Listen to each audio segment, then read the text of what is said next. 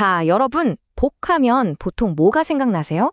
뭐 돈을 많이 번다거나 건강하다거나 그런 거겠죠. 그런데 오늘은요, 좀 다른 차원의 복에 대해 이야기해 보려고 합니다.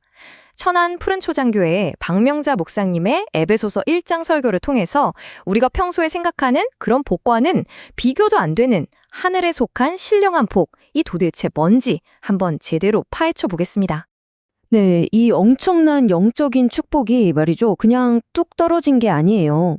알고 보면 성부, 성자, 성령, 이 삼위일체 하나님의 어마어마한 합작품이라고 할 수 있습니다. 그래서 오늘 바로 그 순서대로 한번 가볼 거예요. 성부 하나님부터 시작해서 각 분이 우리에게 어떤 선물을 주셨는지 선물 상자를 하나씩 열어보는 마음으로 따라가 보시죠. 자, 그럼 첫 번째 순서입니다. 모든 이야기가 그렇듯이 이 편지도 누가, 그리고 누구에게 썼는지를 아는 게 기본이겠죠? 먼저 그 배경부터 딱 짚고 넘어가겠습니다. 자, 여기 한번 보세요. 정말 흥미롭지 않나요? 편지를 쓴 바울은요, 자기가 원해서 사도가 된 게 아니라 하나님의 뜻으로 보냄받았다고 말해요. 그리고 받는 사람들은 누구냐? 바로 성도, 그러니까 세상과 구별된 거룩한 사람들이라는 거죠. 와, 보내는 사람의 권위도, 받는 사람의 정체성도 정말 시작부터 이 편지의 무게감이 확 느껴집니다. 그리고 바울의 첫인사가 정말 의미심장합니다. 그냥 안녕하세요가 아니에요. 은혜와 평강이 있기를 하고 빌어주는데요. 이 은혜라는 건 우리가 전혀 받을 자격이 없는데도 그냥 주시는 하나님의 선물 같은 거고요. 평강은 바로 그 선물을 받았을 때 우리 마음속에 찾아오는 진짜 평안함, 고요함을 말하는 거죠. 자, 좋습니다. 그럼 이 모든 놀라운 축복, 이 은혜와 평강은 도대체 어디서부터 오는 걸까요? 이제 그 근원을 찾아 한번 떠나보겠습니다. 바로 성부 하나님의 영원하고도 거대한 계획 속으로 함께 들어가 보시죠. 여기서 박명자 목사님이 아주 중요한 점을 짚어주시는데요. 우리가 보통 생각하는 복의 개념을 여기서 완전히 바꿔야 한다는 겁니다. 구약 시대의 복이 좀 물질적이고 눈에 보이는 거였다면 에베소서가 말하는 복은 차원이 달라요. 뭐 돈이나 명예처럼 있다가 사라지는 게 아니라 그리스도 안에서 주어지는 영원한 것, 바로 하늘에 속한 신령한 복이라는 거죠. 아니, 근데 이게 얼마나 엄청난 말인지 아시겠어요? 세상이 만들어지기도 전에, 창세 전에 우리를 선택하셨다는 거예요. 그것도 그리스도 안에서요. 왜?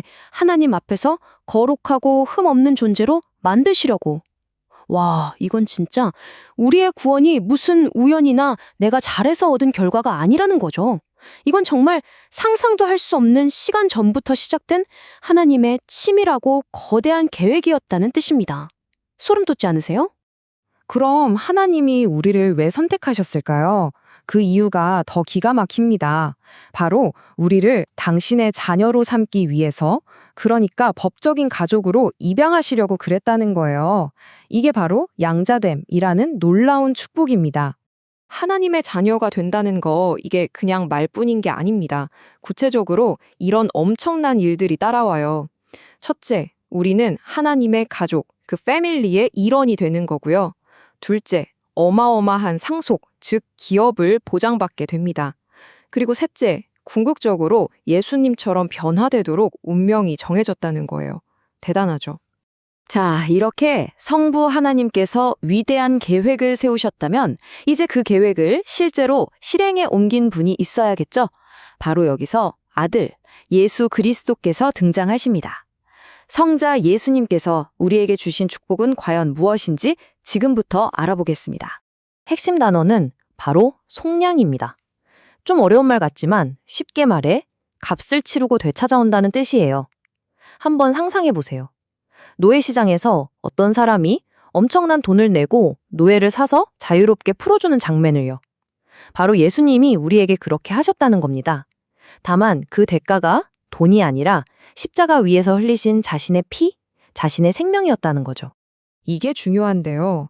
이 속량과 죄사함은 우리의 노력이나 자격 때문이 절대 아니라는 거예요. 이건 전적으로 하나님의 은혜의 풍성함에서 흘러나오는 겁니다. 마치 마르지 않는 샘물처럼 하나님의 은혜가 너무나 풍성해서 우리에게까지 넘쳐 흐른 결과라는 거죠. 그리고 이 계획은요, 단순히 나 한 사람 구원하고 끝나는 게 아닙니다. 스케일이 훨씬 커요. 하나님의 궁극적인 계획은 때가 찼을 때, 그러니까 역사의 마지막에 하늘과 땅에 있는 모든 흩어진 것들을 그리스도라는 머리 아래 다시 하나로 통일시키는 그런 거대한 우주적인 계획이라는 겁니다. 십자가는 바로 그 위대한 계획의 중심인 셈이죠. 자, 그럼 이제 이런 질문이 생기죠. 알겠습니다. 아버지가 계획하고 아들이 성취한 거대한 구원. 근데 그게 어떻게 내 것이 되죠? 나와 무슨 상관이 있는 거죠? 바로 이 지점에서 삼위일체의 세 번째 위격이신 성령께서 아주 중요한 역할을 하십니다. 그 과정을 한번 보세요. 아주 명확합니다. 첫 단계, 진리의 말씀, 즉 복음을 듣는 겁니다. 그 다음 두 번째, 들은 그 말씀을 믿는 거죠. 이 믿음조차도 사실은 하나님이 주시는 선물이에요. 그리고 마지막 세 번째, 우리가 믿을 때 약속으로 주셨던 성령께서 우리 안에 오셔서 즉 도장을 꽝 하고 찍어주시는 겁니다. 여기서 말하는 인치심, 즉 도장을 찍는다는 게 무슨 뜻일까요? 옛날에 왕이 중요한 문서에 옥새를 딱 찍잖아요. 그 도장에는 두 가지 의미가 있어요. 첫째, 이건 위조된 게 아니라 진짜다라는 인증. 둘째, 이건 내 소유다, 아무도 건드리지 마라 라는 소유권의 표시. 성령님이 바로 우리 마음에 찍힌 하나님의 옥새나 마찬가지인 겁니다. 너는 내 것이라는 확실한 표식이죠. 하나님의 도장이 찍혔다는 것, 이건 곧 절대적인 안전을 의미합니다. 그 누구도, 그 어떤 것도 하나님의 손에서 우리를 빼앗아 갈 수 없다는 거예요. 이 약속이 얼마나 확실한지는 예수님이 직접 하신 이 말씀을 보면 알 수 있습니다. 아무도 내 손에서 그들을 빼앗을 수 없다. 내 아버지의 손에서 빼앗을 수 없다. 이보다 더 강력한 보증이 어디 있겠어요? 근데 여기서 끝이 아닙니다. 한 단계 더 나아가요.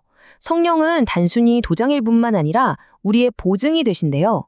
이게 무슨 말이냐면 계약금이나 보증금 같은 개념이에요. 우리가 비싼 집을 살 때 계약금을 먼저 걸잖아요. 그 계약금은 이 집이 앞으로 내 것이 될 거라는 확실한 약속이죠. 성령님이 바로 그런 역할을 하신다는 겁니다. 우리가 장차 하늘에서 받을 그 어마어마한 유산이 진짜라는 걸 미리 맛보게 해주시는 하나님의 계약금, 하나님의 보증수표인 셈입니다. 자, 이제 거의 다 왔습니다. 성부의 계획, 성자의 성취, 성령의 보증까지. 이 삼위일체 하나님의 완벽한 팀워크를 보셨죠? 그렇다면 이 모든 놀라운 일들의 최종 목적지, 궁극적인 목표는 과연 무엇일까요? 자, 한번 정리해 볼까요? 모든 것의 시작은 성부 하나님이셨습니다. 창세전에 우리를 선택하시고 당신의 자녀로 입양하기로 계획하셨죠. 이 계획을 이루기 위해 아들 예수님께서 오셨습니다. 십자가에서 피 흘리심으로 우리를 죄에서 건져내셨고 깨끗하게 용서해 주셨습니다. 이게 바로 속량이고 죄사함이죠. 그리고 마지막으로 성령께서 그 구원을 우리 각자에게 적용시켜 주십니다. 너는 내 것이라고 도장을 찍어주시고 미래에 받을 기업에 대한 보증이 되어주시는 거죠. 계획, 실행, 보증. 보세요. 이 모든 축복들, 이 모든 선물들에는 사실 반복해서 나타나는 단 하나의 목적이 있습니다. 그게 뭘까요? 바로 이 모든 일을 행하신 하나님의 영광을 찬송하게 하기 위함입니다. 결국 이 모든 이야기의 주인공은 우리가 아니라 하나님이신 거죠. 자, 이제 이 모든 이야기는 우리 각자에게 하나의 질문으로 돌아옵니다. 여러분은 그리고 저는 오늘 이 어마어마한 하늘의 복을 받은 사람답게 살고 있나요? 이 사실을 정말로 기뻐하고 누리고 있습니까?